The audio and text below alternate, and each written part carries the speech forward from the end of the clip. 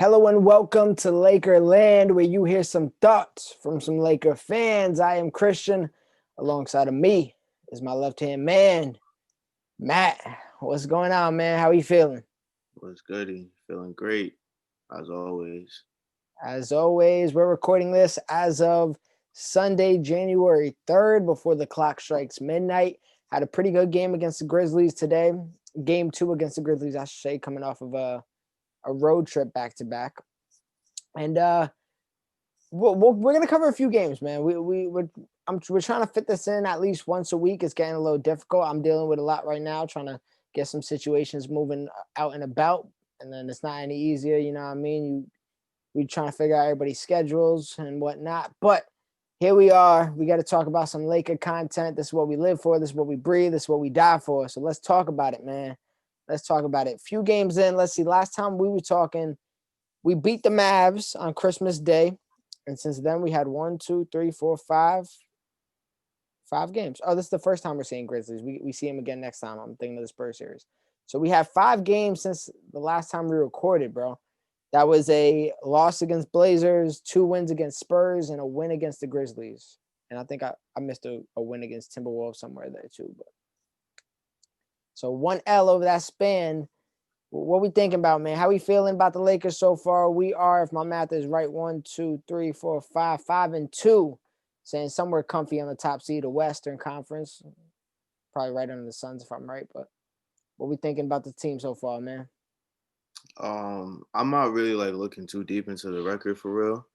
Um, like when I'm watching these games, man, I don't even caring too much about a win or a loss. I'm just looking for the right stuff, to be honest. Like when I see Dennis is going off for 18 to 20 points a game, Trez is chipping in with at least 7 to 9 to 10 boards a game, double digits off the bench scoring, and I can't really complain because as long as our depth is there, then I know that's gonna go a long way in terms of like playoffs and just extending the series out. When we lose games, it's usually because our stars aren't really too into the game. Like if AD's having a bad game, I'm pretty sure that was the Portland game. Mm-hmm. Um, AD's having a bad game, Bron's moving a little slow. I'm not even really too worried about that because we know how to get down. And I mean, they was just celebrating the whole trip like a couple weeks ago. So I mean, I'm not reading into the losses too deep, and I'm not reading into the wins too deep either. As long as we're seeing the right things, I'm seeing like good offense. I'm seeing decent defense that's gonna improve, of course, and I like to see the depth and the players that are fitting in well. So it's looking good so far for me. Yeah, what it sounds like to me is no complaints, and that's truly what it is right now. I'm looking at this. It's crazy. I'm looking at this season 10 times different than last season. Facts. Like this all feels like an extended. I don't even know when it's gonna like the switch is gonna flip, but this all feels like an extended preseason right now, bro. Kinda, yeah. It feels like everybody's trying to get their legs under them. Everybody's still trying to learn. Everybody's still just trying to mesh. And overall, so far so good. I mean, yeah, we took a couple hits on the chin. That Blazers loss, I ain't gonna lie, bro. I feel like we always lose to the Blazers, at least, in regular season. We done did them bad in the playoffs, so that was that. But in the regular season, they do us. You know what I mean? McCollum goes off, Dame goes super crazy. Gary Trent Jr. seems like our kryptonite. uh, it's incredible, man. But there's really no worries. There's a few like you said, I'm trying to just kind of tidbit and take pieces and things like that. So what I really want to do, because it's not interesting if we go game by game and talk about, just I guess thoughts about it, because all these games feel like one at this point. You know what I mean? We're facing Spurs 2 times in a row. Both of those games feel like one to me. You know what I mean? Besides Keldon Johnson costing me about $90, it is what it is. Me and him, he's a sophomore. He'll maybe I like him in the future. Right now, you're on my shit list, but but yeah, man. So let's talk about. I want to go player by player, and I might pose a few questions at you and bounce off of me and let me know what you think. But as far as these players go, let's go with the top of the mountain, man. Let's go with LeBron James. How are you feeling about what we've seen from LeBron James so far? Typical LeBron. It's kind of like what I expected, but this last game today with the Grizzlies game. saw a different type of energy from him. And I don't know if it's just a Grizzlies thing, but he likes to come at them type crazy. And I mean, as long as he still shows that flashes that he still got it, I'm not complaining with a couple games where he takes a little energy off or whatever. I mean, I would expect that from him and that at that age and as many miles he got on. I mean, I love what I'm seeing from Braun. The assist is going down, but that's expected. We got a real point guard in the team now, but the minutes is going up, so he's going to be effective in like long runs in the fourth quarter. I see he's getting a lot more playing time in the fourth quarter than last year. Yeah, Vogel's rotations they're very very similar, um, but because they're similar, we're seeing a lot less AD in the fourth quarter because we're type ending games by then, or we're Mm-hmm. at least like comfortable. And Vogel's like, you know what, I'll let them go 3 more minutes than what I usually do. AD just sit down for a bit. So because of that, yeah, we're kind of seeing LeBron get. I feel like at least a little more minutes than Anthony, which is cool. I really want to see when we get into Anthony Davis. I got a few comments for him, but as far as LeBron James goes, he's having the season where it's like, yo, LeBron was really taking it easy today. And then you look at the stat line, and you're like, when he get 25 points and 9 assists, 15 points. yeah, bro, it's incredible. I ain't gonna trip about LeBron James. Speaking of the Grizzlies game today, because you said he kind of just like shitted on them. I was watching on the Grizzlies feed because ever since certain sites went down, I ain't gonna say my ways. Ever since certain sites went down, I kind of just got to take whatever way I can find to watch the game. So sometimes that means watching on the opposing feed, which I hate. But I was listening to the Grizzlies commentators commentate, and as soon as Bron started going crazy, they're like, "Up, well, LeBron is playing now." And they were just basically saying, "Oh, well, this is what happens when he takes it serious. Nothing you can do about a 40-foot logo shot." Like, and there was nothing they can do. I like Dylan Brooks. Got him on my fantasy team. There's nothing you can do. It's really Kyle Anderson. You were hot trash. I can't believe he did as bad, but Kuzma was starting on him today, so it's whatever. Oh, makes a lot of sense. All He right. he might have not been sliding. I didn't peep. I missed the first half of this one, but yeah. So that's LeBron James. I ain't really tripping. I don't want to go too much deep into him. But what I want to go a little deeper on is pause. Anthony Davis. How are you feeling from Anthony Marshawn Davis this season so far? All right, so this is the one I kind of want to talk about because I feel like after I'm pretty sure it was the first game, I remember seeing something that happened. It wasn't too eventful, like it wasn't like a stop to play type of situation. But I remember something happened, there's a bang up or whatever, and he grabbed his calf just for a couple seconds and kept playing like, all right, maybe just like it's whatever. The next game, he was listed as probable for was it calf soreness or something like that. Mm-hmm. Yeah, So then ever since he was listed as probable, I feel like he hasn't been moving around the same, especially on defense. I believe he sat the game after 2 against Timberwolves. Yeah, he sat the third game. So, I mean, that's probably the right thing to do. I feel like when it comes to calf soreness, I'll mess around and him sit a week, bro, because that's not something you should play around with, to be honest. And I don't know how serious or how whatever the injury is. Obviously, it's probably serious since they got him playing out every other game since then. But as long as he could, what I'm saying, play around it comfortably. If it's uncomfortable for him, I think he should have sit it out, bro. Because if it's gonna like hurt your quality of play and then potentially like cause other injury to yourself, it's not worth it. You know what I'm saying? So, and we're deep enough to where he could take off some games. Past couple games, he's been looking like more in rhythm. He's moving around better, sliding his feet a little more. Hopefully, he can teach Q a couple things about sliding his feet. But you know what I'm saying? He got his like first block of the season like a game or two ago, and that's like 5 games deep. So that's kind of surprising.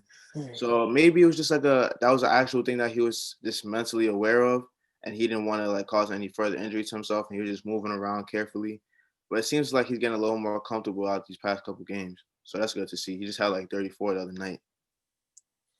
Yeah, that Spurs game was a relieving feeling because, bro, I don't know. I get LeBron kind of taking his foot off the gas.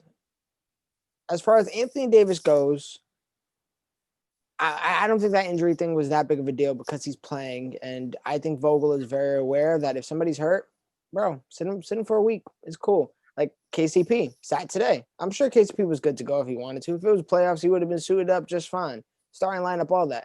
When it comes down to it, is it's a shortened offseason, and it is still a long way of a season to go. And we're gonna be fine regardless. We're deep. So he could sit.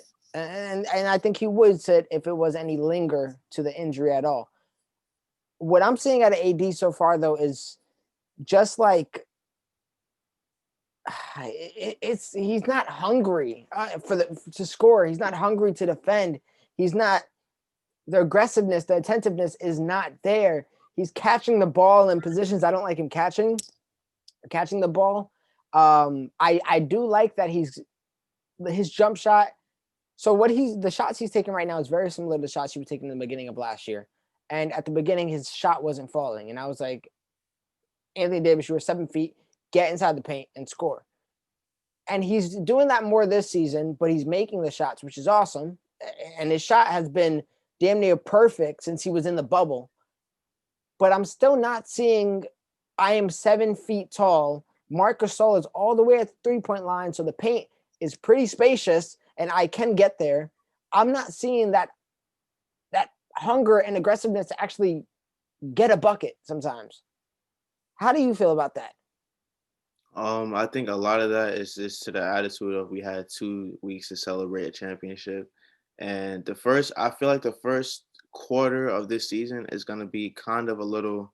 We're just out here playing with these little kids. Like honestly, like we're the champions. We're still like kind of just like getting over our championship hangover. That it lasts a while, like at least a couple months for real. So they still got the championship hangover, and I don't think he's gonna come out off the rip trying to take everybody's heads off. I wasn't really expecting that, especially since they took a little bit of a beating in the playoffs, and especially that last series for him with the Heat, he took a beating. So like I expect him to take it a little easy and not try to go too crazy. But I'm expecting around like February, to be honest, is when he's gonna start picking up and try to make his case for MVP. That's my prediction. That's what I want to see. Like that's what I'm saying. I want to see him make a case for MVP. I want But him to can we show me. expect that? Can we honestly expect that from him all season long though? Off rip from the I expect him to at least be aggressive. There was a quote after might have been the Spurs game. Yeah, Spurs game because we just went off against the Wolves, went crazy, and he basically said like, "Yeah, I was just trying to fit in out there. I don't want to see you try to fit in nowhere. I want you to stand out. I want you to be that standout player. I want you to be that MVP caliber player, the top 3 players in the league. I want you to prove to me that you might be the top 1 player in the league, that you are the leader of this team. Not the leader necessarily, but you're the top dog of this team. This is yours now. LeBron, you had your chance. Good job. Gave us a ring, but this is mine now. And for the years to come, and it's still early. I ain't gonna, do anything too premature, but I need to start seeing more from him if you want me to be real. Because I'm seeing more. I'm seeing Dennis Schroeder being 10 times more aggressive than Anthony Davis, and I'm liking what Dennis Schroeder is giving me almost 10 times more than what I'm seeing out of Anthony Davis.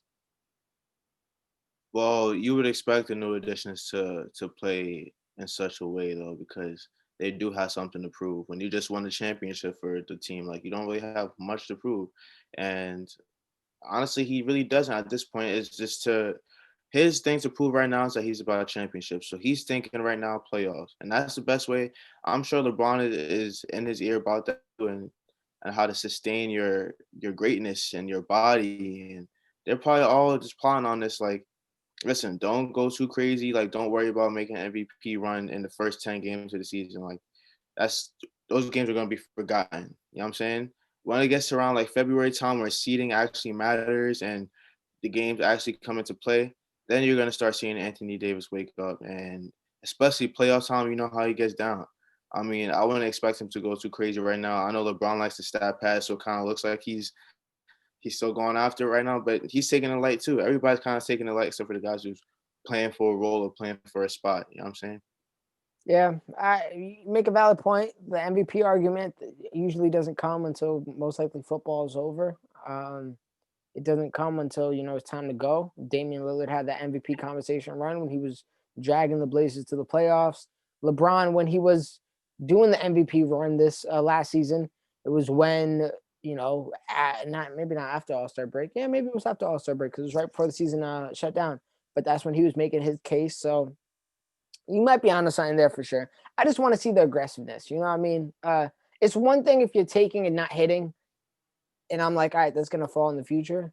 It's another thing if you're not taking at all. And he's starting to pick it up. So I Yeah, need he's to see, starting to pick it up. He's I need to being a see. little more aggressive, and a lot of teams, what they do is they like to throw a lot of doubles at AD when he gets to the post to get the ball out of his hands. And what I like that he does is that he doesn't ever try to force anything. He lets the offense come to him, and he'll still end up with 25 and 9 or something like that. Because he doesn't have to force it. He's 7 foot. He's on the boards. He can shoot over anybody at any time. And when you force it, it can mess up the offense. It can mess up the fluency of it. It can mess up what I'm saying, just the whole structure of how we do things. So, what I'm saying, I don't really want him to force things anyway. So, Yeah, no, I hear that. I hear that. His defense, you mentioned the one block. I don't know. I feel like we haven't need him to go crazy on defense just yet, but yeah, not just yet. Honestly, like I'm saying, the first quarter of this is pretty much Frank work. You know what I'm saying? Experiments and lineups, figuring out what to do defensively, game plan, strategy, and just experimenting, honestly. yeah, for sure.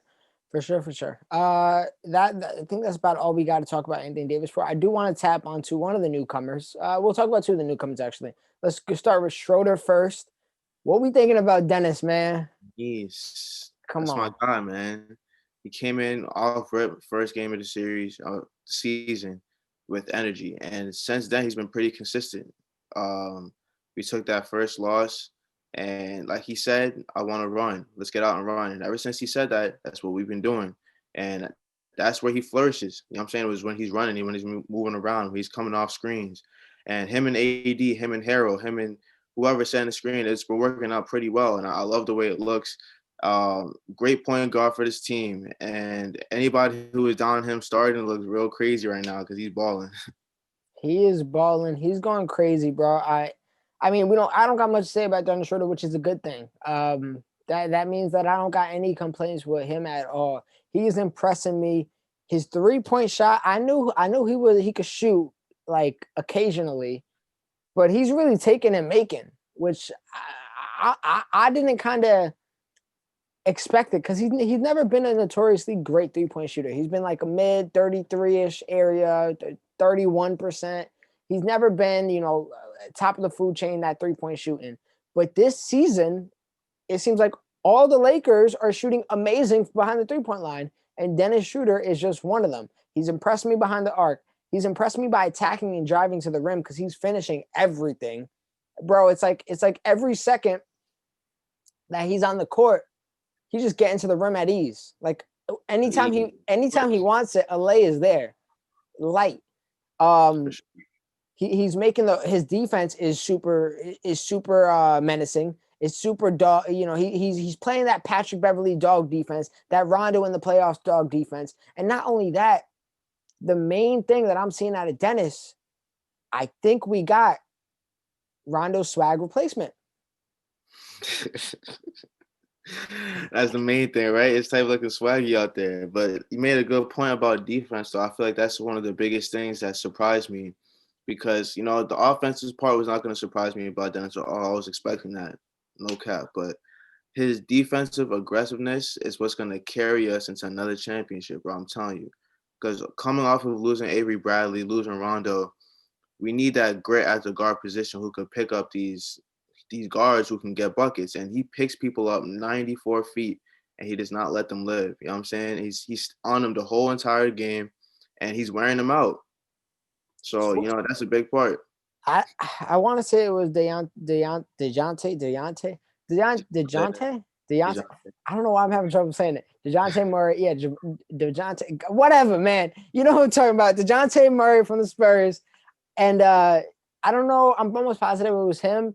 But the Spurs were keeping it close all game, and they had a few chances to really kind of tighten the screws a little bit and really narrow down that lead, especially with like it was under 2 minutes, maybe even under a minute 30. And I want to say it was Deontay, but he went up for a shot 2 times in a row, and Dennis picked him up and was in his grill shut him down. I think one of them might have been an air ball or a shot clock violation, something like that. Mhm. The other one Yeah, was just straight freaking bro. He's an on-ball defender, and for him to be doing this at 6'1", maybe even 6 foot, I'm not too sure, is perfect. He replaces Rondo perfectly, and not only that, he is aggressive on the offensive end. So we don't got to worry about all the times where I'm like, Rondo, you're open, take the goddamn shot, or Rondo, get to the lane, you got it wide open because they're playing you like you a fool. At least regular season. But yeah, bro, I'm loving what I'm seeing out of Dennis. I could feel the passion he plays with on the court, and I'm sure that's going to linger to the rest of the team. And we were concerned. I was concerned about the whole him starting in the very beginning. I kind of automatically assumed he was going to do the Lou Will Trez role, and instead, Vogel got him averaging damn near 18 points a game, starting with LeBron James, for sure. taking a big load off LeBron James' shoulders. I love seeing him and Anthony Davis in the pick and roll. I love seeing, when Trez gets in and he's playing with Trez in the pick and roll. I'm liking what I'm seeing out of Schroeder, man. He's impressing Right. me. And you think about it, all these points spread around and nobody's forcing nothing, bro. That's the beauty about this offense. I feel like, and I don't know, there's definitely a dramatic change in the offensive setup from last year to this year. Because last year, oftentimes the offensive setup was very stagnant and kind of relied on isolation basketball, and there wasn't a whole lot of pick and rolls going on. This time, there's a whole lot of handoffs, whole lot of cuts, whole lot of screens, and I think it's just because of the pieces that we have, and we don't gotta force anything. We don't have LeBron had to go 1-on-5 every time, or AD try to figure it out in the post every time. Because if we just move the ball around, like how many times we seen the ball swing like 5 times in one possession for an open jump shot, and that's how our percentages for this year is shooting so high because we're getting open threes from moving the ball around. So I mean, this offense is working perfectly with the pieces that we have. Yeah, and that was one of our unanswered questions that we did in that one video. I said, last year we didn't really have many offensive pieces. We had very good defensive pieces that kind of just led into a very smooth, good offense. This year we have very good defensive pieces, some defensive pieces, but we have on the offensive end almost any and everybody can get a goddamn bucket. And I wanted to see what Vogel will do with that. And what I'm seeing so far, he's doing.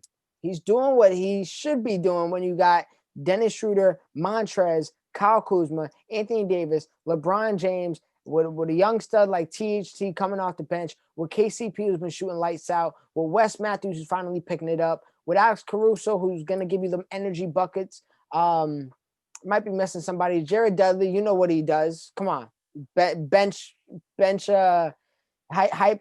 I can't think of something clever right now. It's whatever. Jared Dudley would have thought of something clever. I'm not as good as him though. But No, but yeah, man. So I'm really liking what we're seeing out of Vogel offensively. That was a good actually transition in talking about Vogel. Really like what I'm seeing from offensively. Defensively, it's not anything that we can't clean up. I think a lot of the defensive issues that I'm having is about the next guy we can talk about, and that's Marc Gasol. Um, how are we feeling about Marc Gasol's impact as a Los Angeles Lakers so far? 7 games in, I believe. 7 games in, I think he's finally starting to figure out where he could be effective. Specifically on offense, I feel like defense, we're also trying to figure it out. Um, just basically, like, I feel like defense is not much that we need him to do, except for, and which he pretty much does a good job of, is staying in the lane, putting the hands up. Right, he never really tries to foul anybody. He does a good job of not fouling, and he contests. It was pretty much all we need him to do and try to board. But offensively, move the ball around, take shots when you're open, and spread the floor. I mean, his role is not as crazy as people make it seem, but when you do it well, it goes a long way. You know what I'm saying? So set screens, rebound, defend, and hit shots when you're open. Like, and then he Yeah. got the ball. His vision with the ball is incredible. I feel like we're seeing a lot more of him dishing some dimes out. I don't know if that was a adjustment by Frank, because the first couple of games we weren't seeing the ball in his hands too much to make decisions. So that might have been a Frank thing, but I feel like we're all kind of collectively figuring out everybody's specific role and what they can do to be effective in offense and defense. Yeah, for Gasol, I'll talk about the defense first. So I'll kind of start with a little bit of bad that I feel like I've been seeing. We just overall missed that rim protecting center that we had last year. It felt like you cannot go inside the Lakers paint without getting blocked. This year, it's a little more. It's a little more lunch meat in there. It's kind of food. I'm not going to It's lie. slow more sweet, slow more sweet. Yeah. It's sweet for sure, man. So my problem with Gasol sometimes is because he's a little older. He's not the defensive player he was last year, and even when he was not last year, I'm sorry, years ago. And even when he wasn't that defender that was, real rim protecting because of athleticism. He just got to the right spots. He still does that now, but since he's a step, slower, getting to the right spot sometimes isn't enough because he's not there in time. So my problem that I'm seeing so far with him is just the fact that we're still losing a little bit of, that rim protecting. And that's where I feel like Davis, we somehow, and I'm not a coach. If I was, I would try to figure this shit out. But Davis, he's not getting any blocks either. So if he's not rim protecting, Gasol's not rim protecting. I love Trez to death, but he's not, a rim protecting center because he's 6'7". So we're really not getting it from anywhere. So we at least need to figure something out. I don't know what we can do. Again, that leaving it to Vogel, but I believe Vogel will figure it out. So that's what I'm saying. He's affecting us defensively. He's just making it a little more sweet down there. As far as and I'm not even really tripping about that because when it comes down to it, if there's any center that we're facing that is gonna give Gasol problems, Vogel just makes the executive decision. It's like, AD, you're gonna get 15 more minutes at the center position today, and that's really it. And I feel like if one thing Gasol knows is he knows what he can't do, what his role is, what coach wants him to do, because I'm not. He's getting already minutes like Dwight, minutes like JaVale, and it's regular. You know what I mean? It's no complaint, no nothing. Like that's my role. At the end of the day, I'm a starting center on the Los Angeles Lakers, who are a championship favorite. Yeah. So if I want two on my fingers, I'll sit right here. Coach, you need me in the game. What? You know Yeah, what I it's mean? kind of hard to complain when everybody gets involved the way they do. Where do I got to put this basketball? Because I'll dish it to Dennis Schroeder cutting, even though Kyle Kuzma's all the way on the bro. Marcus on the offensive end, bro. I love Point Gasol. I love it. That's what PG stands for at this point. It stands for Point Gasol. I love every time he's at the top of the key, or they've been doing a little more where he's more so like by the free throw line, and they're just running a little handoff to him, and then Schroeder cuts or Kuzma cuts or LeBron or whoever it may be, and he just like he had one crazy dish to Schroeder today, and Schroeder missed the layup. I was so sick. Yeah. And Schroeder knew he was tight, but it was a crazy bounce pass. And I was like, yo, Gasol really does this on the regular. Nice. Mad nonchalant. He's at least a viable, he's a viable enough 3-point threat where he's not clogging the paint. So since he's on the 3-point line, you kind of got to play a little bit closer out. But even with that, the centers aren't respecting him. So a lot of times he's wide open. Mm-hmm. So it's kind of like a perfect scenario. The defender's not in the paint, but they're not also playing defense on him. So if we want, we can either get to the paint with no problem or feed it to Gasol and have him shoot a three. If he makes it or not, whatever. But it's just the space that I love. So I'm liking what I see out of Gasol. Like I said, it's a limited role. You said he don't got to do much. He really don't. He just got to do what he knows best. And what he knows best is exactly what the Lakers need. So no problems from my end with him. Last starter, I don't think we got anything but good words to say about him. KCP, I don't got any bread with me, but he just it keeps coming in, bro. He's great. Yeah, I hope he's that ankle's holding up and that he's healing up fast because we need him back on the floor. You know what I'm saying? Do we? Nah, but you know what? No. I hope you're healthy and all that. I want to see you back for sure. But that's one thing. As we get into the bench players, and this is a perfect transition to that. We don't need anybody. Like we are in a perfect setup. Alex Caruso, you're gone because of COVID reasons. You might have been in close contact, whatever the case may be. That's fine. Guess who just got hot? Wesley Matthews. Guess what that means? We got to give THC more minutes. OKCP, you got hurt? That's all right. Kuzma starting. Guess what that means? THC gets more minutes. You know what I mean? Like, Yeah, we're we're gonna, deep, bro. we're gonna be just fine. And that is a beautiful thing. So with that being said, let's talk about Kyle Kuzma. And I'll kick this off because as much crap as I talk about Kuzma, I do it out of love. And for this episode, good job, Kuz. You doing all right. You doing all right. I mean, yeah, he's doing what I expect him to do. I mean, like, just put some points on the board at least.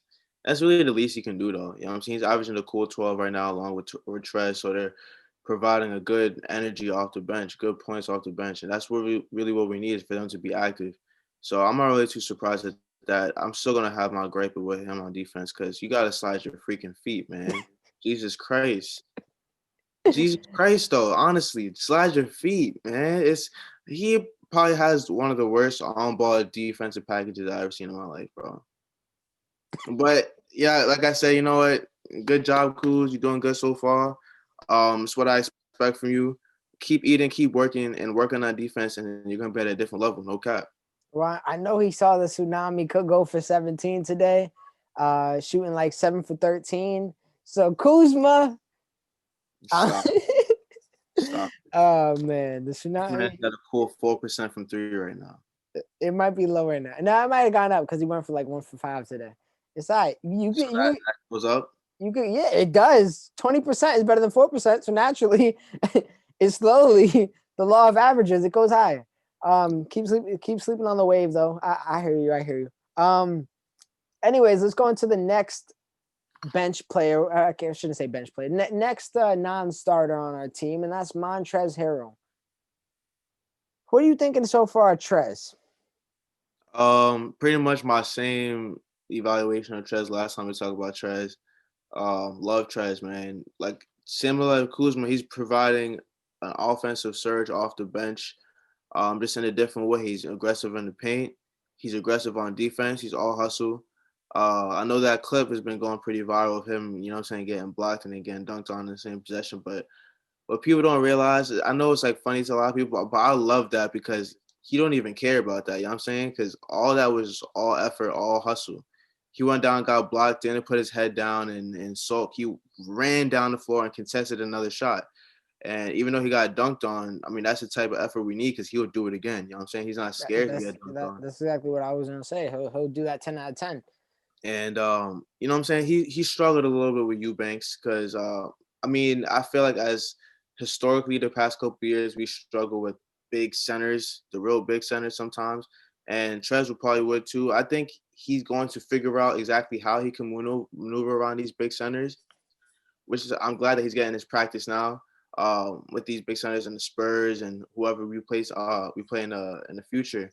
But I mean, he like we had today like 16 and 10 or something. Let me pull up his stat lines because I want to talk about Trez for a bit, man. Yeah, because you know what I'm saying? Go ahead. I'll pull it up. Because you know what I'm saying, he pretty much does a consistent role for us pretty much every game. When he struggles, he finds a way to be effective in another way, defensively or whatever the case is. But he's always going to be present. He's always going to be felt within the game. So that's what I love about Trez is that he's not going to let a poor performance or whatever his struggle is at the moment get in his way. You know what I'm saying? If he gets blocked, that's not going to stop him from running down on defense and trying to get a stop. So Yeah, so right now he's averaging just about 12 and 7 a game, 2 assists, and everything else kind of just mute.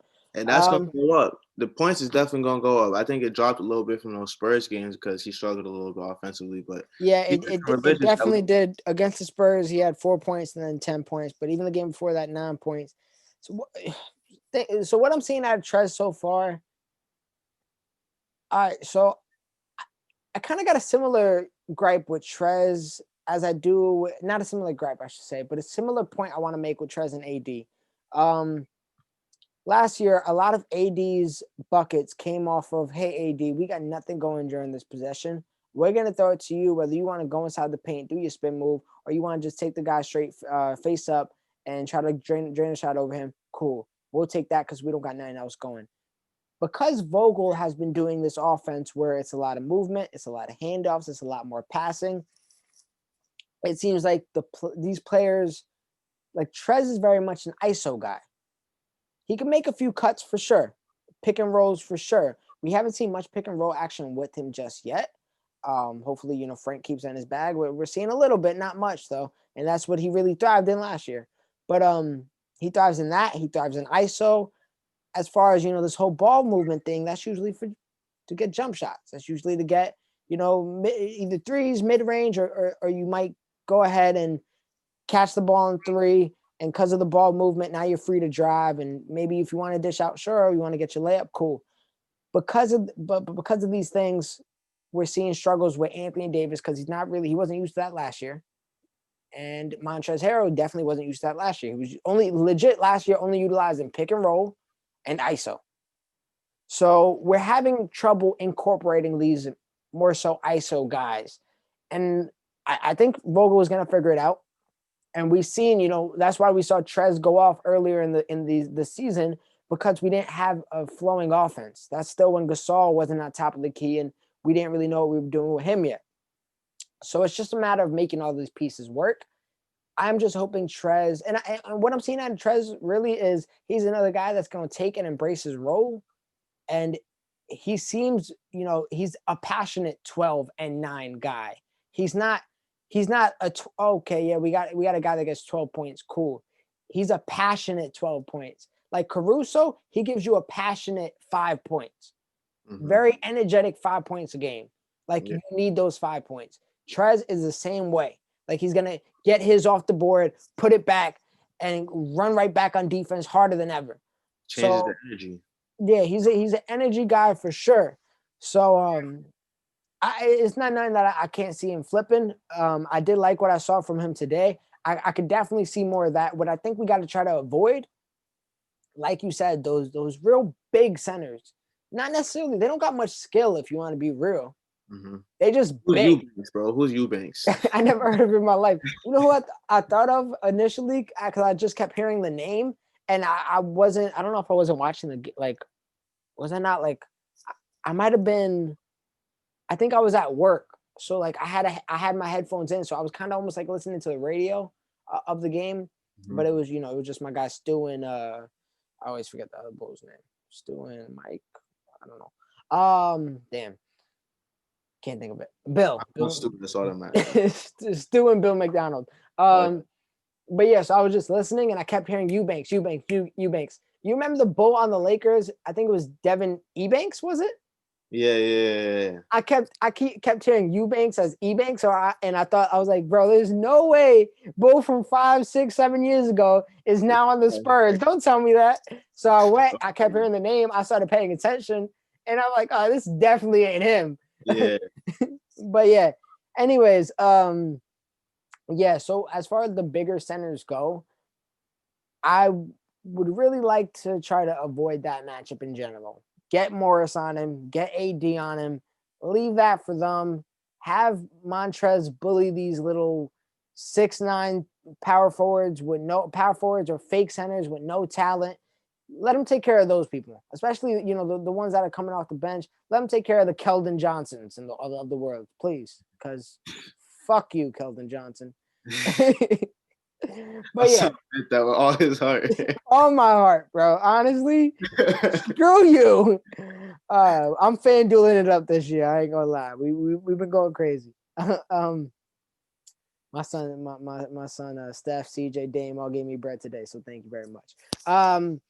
But yeah, so that's what I would like to see out of Trez. As far as some of the other new additions coming off the bench, let's talk about Wes Matthews, man. Finally picking it up. I mean, it's funny because last pod we did is pretty much saying like, no matter the time, he's gonna figure it out. All he has to do is hit shots. Literally, all he has to do is hit shots. And look at him, he's hitting shots, and now he's hitting them at a pretty high clip. I think the first time he got hot was the Spurs game. I think it was either the first or second one. But the first Spurs game, he went for like 6 for 6. Perfect. Crazy. All needed too in that game, for real. All needed, and it's needed for him specifically because it does a lot for your confidence and it does a lot for the offense. And now there's a spot for him. Now there's a good place for him to be effective. Now, this game I think he had a couple threes himself too.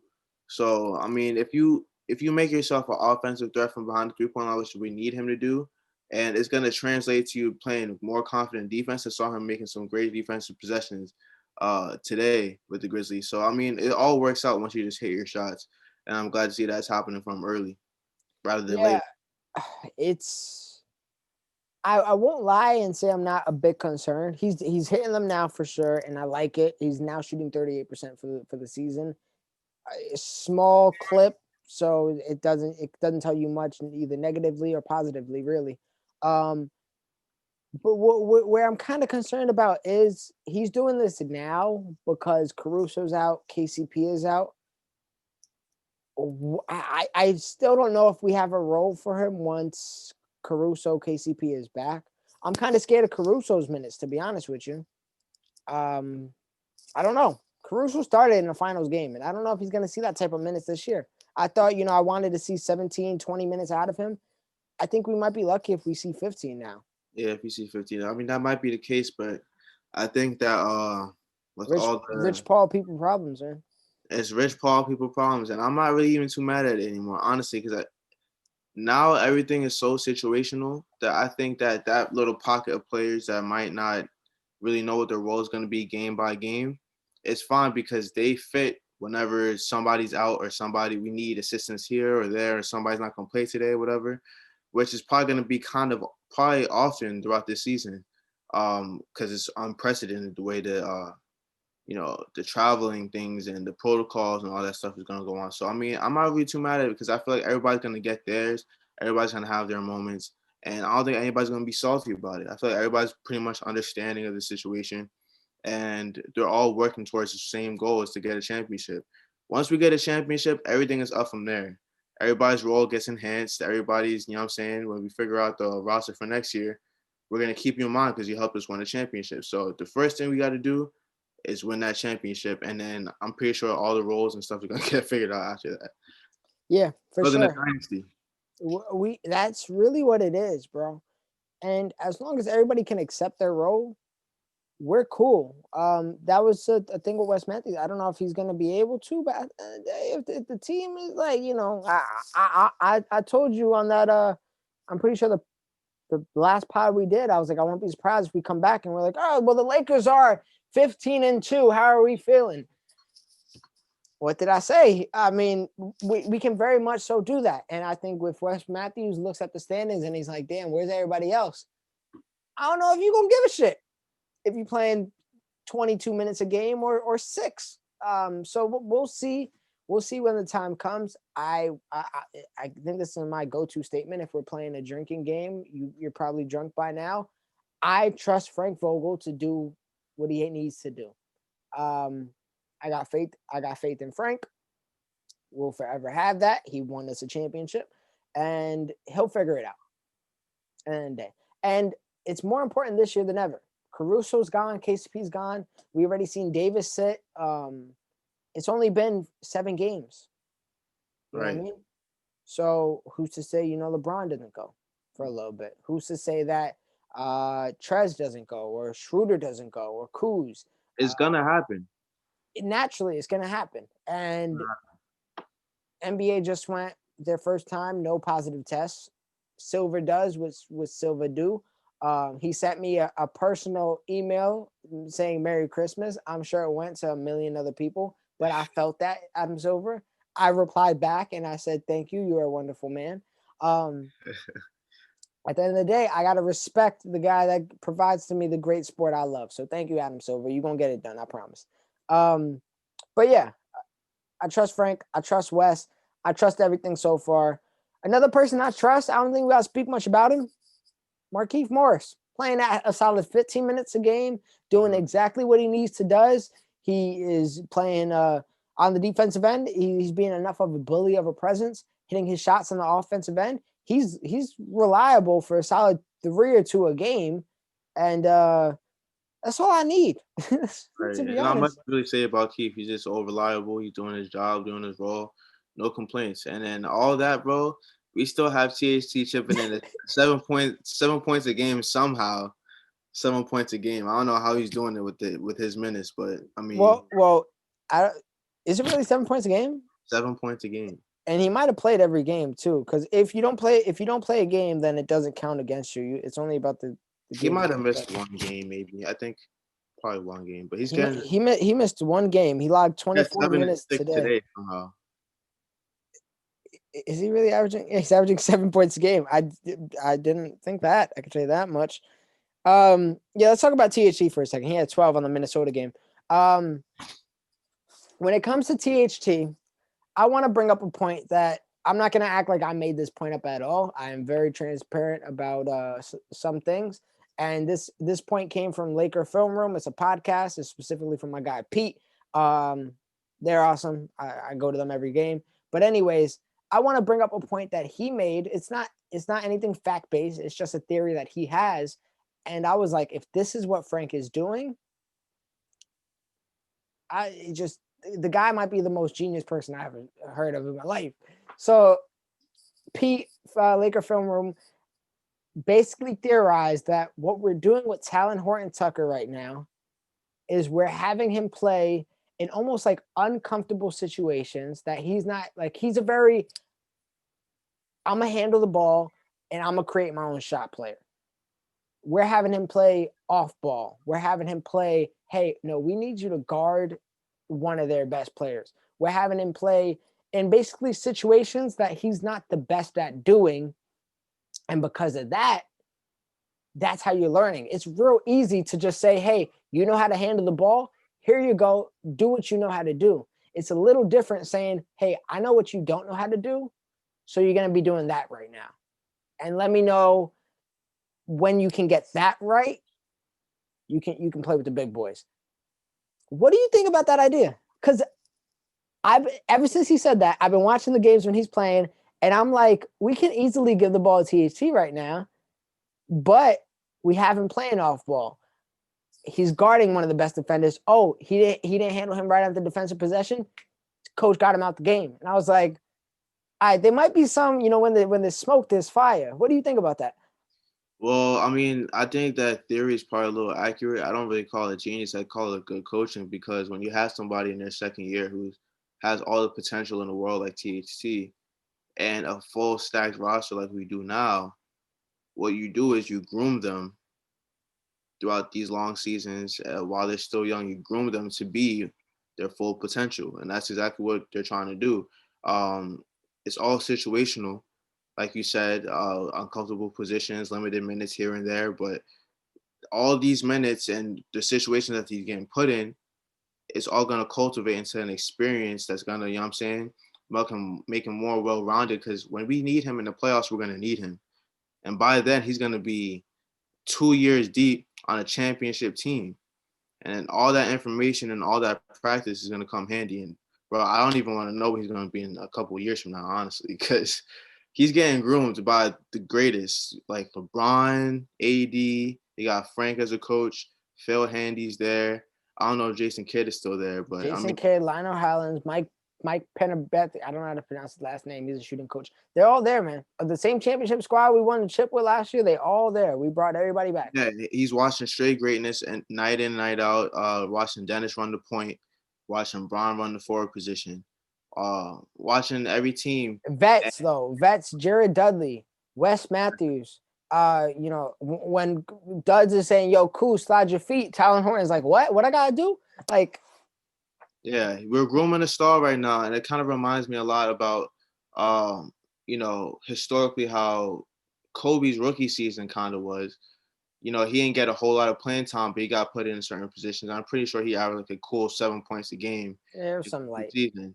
So, and he had all the potential in the world also, but it was like a good team that he came onto, and he wasn't promised all these minutes off rip, and which is the kind of situation that Talon's in. So, it's a master plan that I feel like is going to work in our favor pretty well. Yeah, I know you just completely write it off as good coaching, and I agree with you. Don't get me wrong, but it's almost like a revelation though, bro. Because how many times you see a player get drafted and they get the ball because they're like, "Hey, that was our third draft pick." Like, let him do something. You know what I mean? Like, yeah, you can learn from that for sure. But if they're just doing what they knew how to do in college and then just trying to build on that, they're gonna forget that, oh crap, what happens when I'm not a 25-point player a game and I'm kind of the third man. Like I need to be the third man player, but I don't know how to be the third man player. You know what I mean? And we're grooming THT with a bunch of different tools. And if he can, like I seen a possession today, they swung the ball around, kicked it to the corner in THT. And I think he might have fumbled the pass just a little bit, but THT is, I don't know what he do. He gets past every defender that's in front of him. So he got past that defender. The center or whoever was in the paint closed in. He dished it off to whoever was in the paint, and then boom, easy bucket. Things like that. Things like that. Being not the primary ball handler, being one of the secondary guys, being one of the third guys on the roster that when the ball comes around, it might get to you. But being ready to, okay, what am I going to do once I get this in my hands? Am I going this way? Am I going that way? It's a big part of being young is slowing down the game and really making it come to you and not trying to rush anything. And that's sometimes what we see out of THT. He's on the court and he's like, let me impress coach. Let me when I get this ball in my hands, I'm gonna go straight to the rim and I'm gonna try to do what I do as far as do my layups. And sometimes it works for him. Sometimes it's like THT, you're forcing. That's all good for the coach, and that's all good for watching on TV. But what's even better is when we're like, we didn't expect that out of you, and those are the little things we need to win. We don't need that rushing. We don't need that forcing. We need you to make the right play when the ball is in your hands. And THC is slowly learning how to do that. So I'm looking forward. It sounds messed up, but I'm looking forward to the days that some of the people are out, the Wes Matthews, the KCPs, the Carusos, the Kuzmas, and we can continue to throw 23 minutes a game at THT and use it as developmental practice. Yeah, man, player development. We're one of the best league at that, and he gets to develop while winning rings. So I mean, best of both worlds, right? said and done, he might have a handful on him, no cap. And bro, we got McKinney, right? Is he the ball who has like he started off with like 3 different rings on two different teams? He got like 3 Yeah, rings, right? it might be him. It I think he might got be like 2 him. Warriors rings and a Raptors ring I think he won. He might have won on the Cavs. on the Cavs. I think he won. Was it Warriors, Cavs, Raptors? Let me see. It was one of those Bulls. I ain't even gonna talk about McKinney, but let me see. Let me see this channel real quick. But he's about to get what I'm saying is, but he about to get another ring, bro. Like another one. Like this man doesn't do nothing. So he was on the Warriors 2018, 2019. No, I don't believe it was him. Career stats. I don't think it was him. The 2018, 2019 Warriors, did they win the championship? Or did they lose to the 2018, Raptors? 2019. No, they lost to the That was the Raptors. Raptors, yeah. Yeah, so he has no rings. Who are we thinking of? There's somebody who's like that, right? Yeah, that's not. I kind of got to figure this out now. Let me go to the Warriors roster that year because I gotta figure this out. It should be this one. What's his name? Alfonso? As they just hear us looking through our phones, because I know exactly what you're talking about, bro.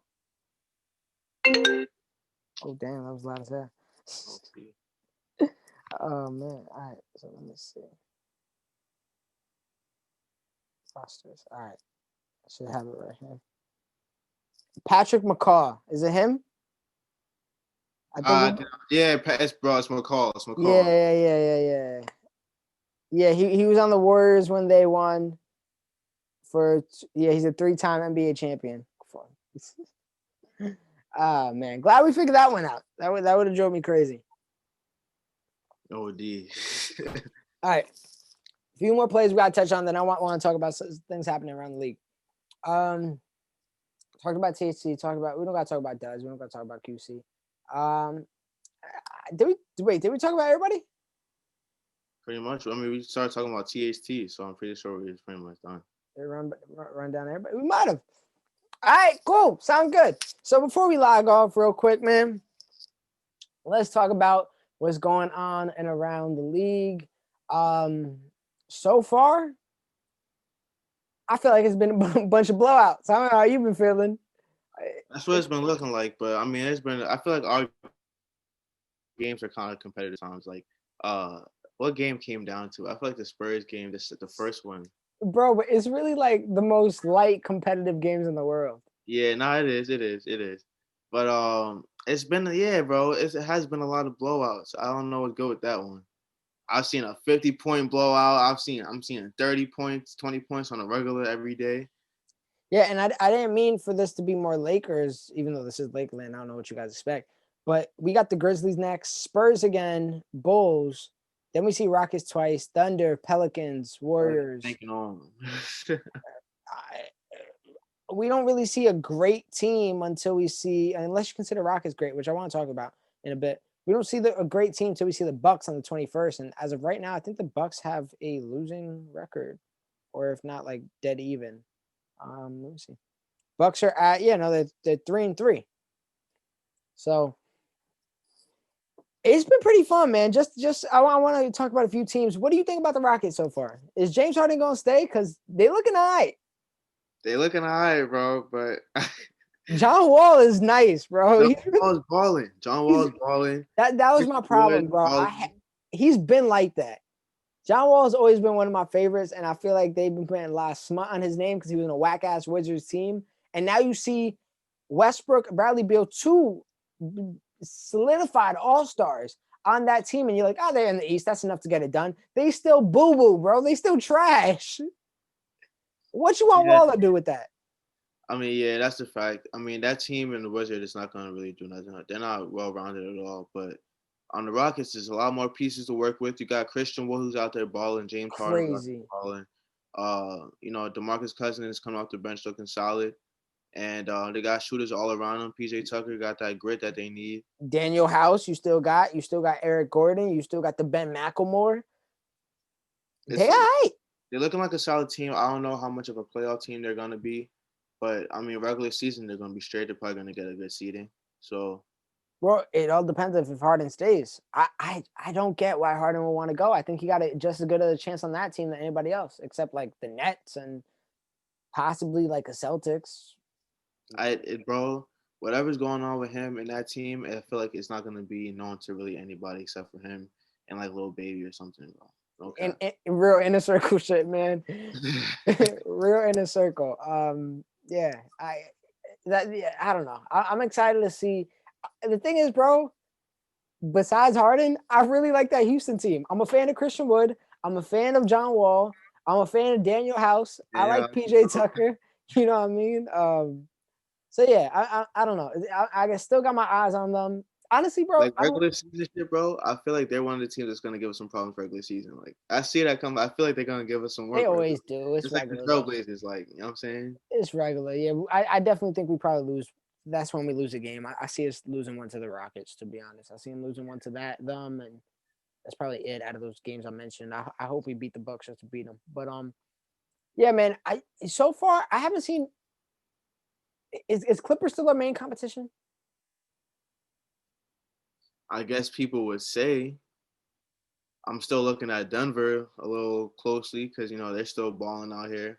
Yeah, usually I would share my screen, but I don't want to do all that right now. Just am I reading this correctly when this happened? Yeah, man. This is our competition. Like Flippers. You remember how we did the Mavs? I don't know if you remember that. You remember that, right? Come on, like smoke by 50. And bro, what's crazy is if the Mavs stopped playing, if they said, yo, I put the ball down, mercy, and they just let the Clippers score what they scored in the second half, they would have won by 4 points. The Mavericks would have won by 4 points. OD, that's crazy. The Clippers ended the game with 73 points. The Mavericks had 77 at half. What did the Clippers even play the second half for? Granted, they didn't have Kawhi, but I think it proves that they're they're not as deep as people make them seem, bro. They're not. They're not. And It's, they you, only lost their defense when they lost. I mean, their deepness when they lost Trez. So you know what I'm saying, they're gonna be suffering a lot during the regular season like they did last year. They're gonna lose some games, a lot more than us. But I want to know if they win today against the Suns. I think they did. I think they were beating them pretty bad from last time I checked. It wasn't bad. It was competitive. It came down to the wire, but I said all that. Clippers are number one in the standings. They lost to the Mavs and they lost to some other booty team. But we're all tied number one. Suns, Clippers. Oh, they only won by 5 today. Suns, Clippers, and Lakers are all tied at the first seed. I don't know, man. worried about the Clippers there. I hope I don't eat my words, but I don't see it with the Clippers. I don't see it with nobody, to be honest with you. Maybe a few on the other side of the coast. Denver is looking all right, bro. Denver is all right. I'm still waiting to see They're how you. they're 2-4. But I'm saying I'm not even paying attention to the first few games in terms of record. I'm looking at how they're playing as a team, and they already made it to the conference finals last year, so I'm not going to count them out. They beat the Clippers. You know what I'm saying? And I'm waiting to see how Utah Jazz develops throughout the season too. Those who I'm keeping an eye out on. Yeah, Utah Jazz right under us. What do you think about the Suns? Are they The Suns for sure. They have the potential to make some noise. I see them low key 6, 7 seed, bros. I think they might be higher than that. They might be a 3rd seed team. That would be crazy. I think you do not want to see the Suns in the first round. If they are the 6th seed team, good luck to the 3rd seed facing them, and it won't be us. We'll be first or second. Yeah. It won't be us. Over on the east side, you can't take anything into consideration with standings as of right now. Sixers only 1 loss on their belt, and I'm pretty sure that was to the Knicks. I don't know how. But yeah, Sixers, they looking all right. Tobias Harris is bringing them to it. Joel Embiid, you owe me money. He owes my people the bread. As long as Joel Embiid plays and stays healthy, bro, they have another case of making the finals. Like, I don't know how they folded that year when they played the Raptors and Kawhi hit that lucky ass shot. I feel like the basketball guys just said let there be Kawhi that year. And you know what I'm saying? That's just what it was. But they have a good case to make the finals again this year. They're gonna have to see the Nets and then Celtics, whatever. But if everybody stays healthy, you know, they have a good chance. Yeah, and I'm saying it right now. First of all, the Nets right now are 3-4. Bucks is 3-3. I think the Nets and Bucks are going to be just fine. I'm not taking any of that into consideration. My opinion of them still stands as what we said last time. I'm saying it right now. Cavaliers will be making the playoffs. That's a hot take. We'll see about that one. It's a hot take. I don't have too much faith in them. That's a serious sleeper. I know Sexton have been out here balling. I didn't know about him too well until you put me on. Darius Garland is a good backcourt partner. Drummond is solid in the paint. They got JaVale coming off the bench. I don't know. They might be a good sleeper. You know, I don't know if they're gonna beat out my Hawks that I got coming in hot. So hey, there's room for both of them. The Hawks is looking all right too. Trae Young going crazy, but I think Cavs just beat the Hawks today, if I'm not wrong. Yeah, they did. But yeah, so that was some takes on a few other teams outside the league. Matt, I want to end this off by, if you were to place a bet tomorrow, what is your safest bet you can place? Who are you betting on? I'm not saying a game that's going on tomorrow. I'm just saying, what's the one that's going to bring you in the bread, and then we get out of here. I'll probably put my car note. I'll probably put my house and everything in my savings on 18 on the way. You know what I'm saying? Strong opinion. That's what it's looking like right now. I'm not gonna cap. I was gonna follow with it, but I don't got any rebuttal to that one. My only rebuttal is Keldon Johnson. I'm not putting money on you or against you again. That's it. You got my respect. You got it. I don't want no smoke. I don't want no smoke with Keldon Johnson. I'll stay away. Anyways, guys, thank you for another great show of LAKERLAND. And with that being said, 18, I'm banking on it. You put your car note on it. It might be on the way, and we'll be here the whole way through. We'll see you. Hope I'm ready. ready when she do all the good, I way too young. Hope I ain't good enough for you. If I ever get caught up, hope it ain't shit left I could prove. Cause I'm only 21, ain't got shit left I could